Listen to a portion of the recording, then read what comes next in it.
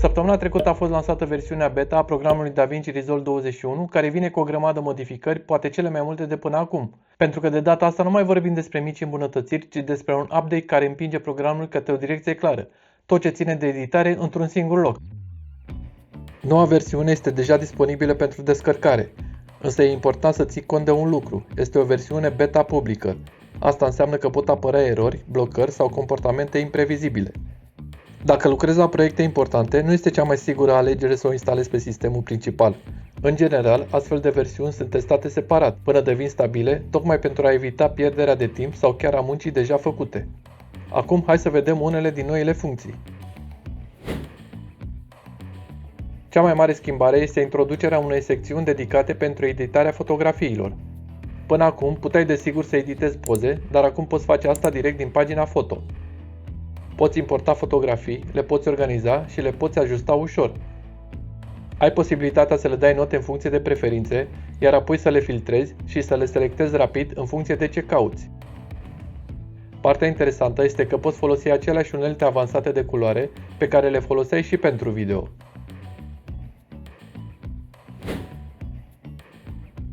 Au fost adăugate destul de multe unelte bazate pe inteligența artificială.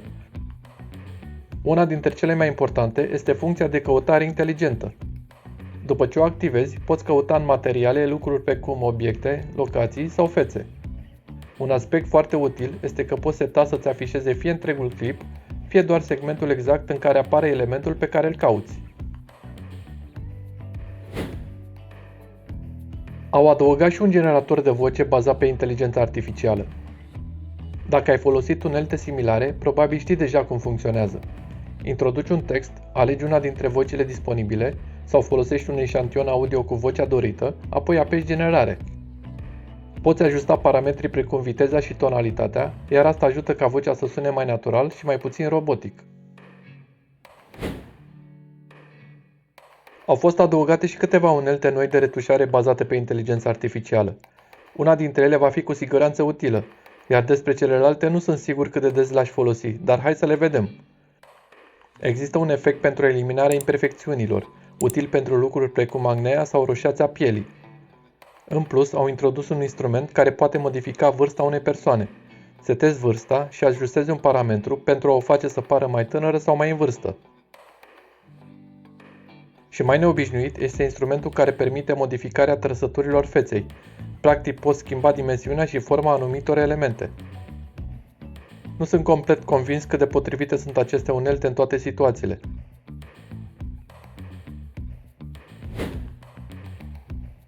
Instrumentul pentru text a primit câteva îmbunătățiri utile. Acum poți vedea cum arată fiecare font direct în listă, fără să fie nevoie să-l selectezi de fiecare dată. Există și o fereastră nouă pentru fonturi, unde le poți vizualiza pe toate sau doar pe cele marcate ca favorite. În plus, au adăugat și o verificare ortografică. Dacă scrii greșit un cuvânt, programul îl subliniază și îți oferă variante corecte. Totuși, din ce se vede momentan, această funcție nu este disponibilă pentru subtitrări, ceea ce ar fi fost foarte util.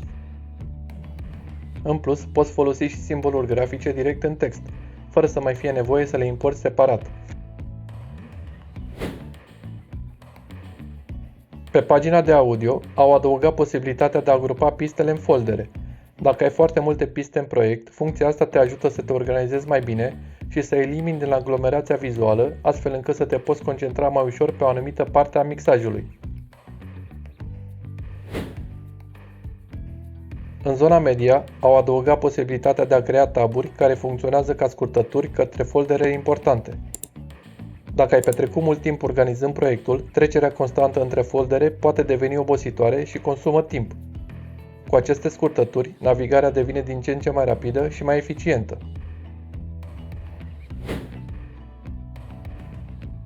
Pe partea de performanță, una dintre cele mai bune îmbunătățiri este randarea în fundal.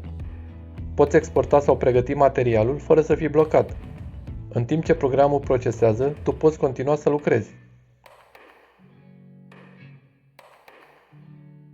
În ansamblu, DaVinci Resolve 21 nu este doar un update.